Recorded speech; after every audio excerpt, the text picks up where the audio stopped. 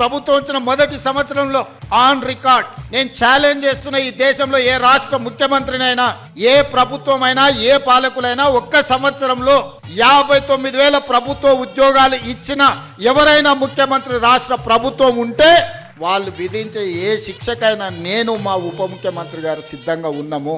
అంటే మేమందరం పిచ్చి వాళ్ళం, ఇక్కడ ధర్నా చేసే వాళ్ళము.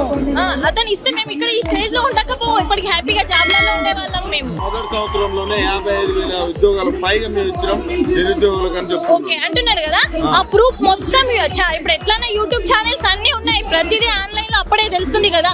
ఏమనండి యూట్యూబ్ లో ఛానల్స్ లో ట్విట్టర్ అన్ని ఉన్నాయి కదా, ఎప్పుడు వేసాడో మాకు చూపెట్టమనండి, మేము చూస్తాం.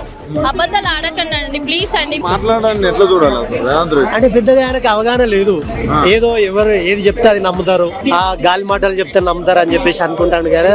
ఎందుకు అన్ని అబద్ధాలు ఎందుకు?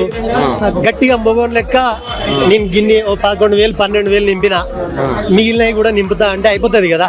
ఎందుకు ఈ అన్ని మోసాలు అబద్ధాలు? గట్టిగా అవ్వయ్యకు పుట్టిన కాంగ్రెస్ గవర్నమెంట్ అయితే నేను కూడా కాంగ్రెసే. నువ్వు కాంగ్రెస్ కి ఓట్లు వేసిన బ్రో, నేను ఎప్పటికీ కాంగ్రెస్ కి వేసిన. నేను మధ్యలో పోవచ్చు కానీ ఇప్పటికి కాంగ్రెస్ మార్పు నిరుద్యోగుల పట్ల నేను ఏమంటానా అంటే గవర్నమెంట్ ను అడుగుతాను, ఓటు వేసినా కాబట్టి అడుగుతానా. ఇప్పుడు టిఆర్ఎస్ ఉంటే టిఆర్ఎస్ ని అడుగుతాం కదా, మరి నువ్వు ప్రతిపక్ష ఫోన్ లెక్క మాట్లాడితే ఎట్లా?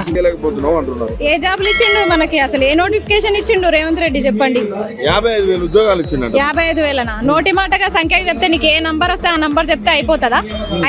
ఆ నోటిఫికేషన్ ఎవరు ఇచ్చిర్రు? ఏ గవర్నమెంట్ ఇచ్చింది? క్రాస్ చెక్ చేసుకోండి.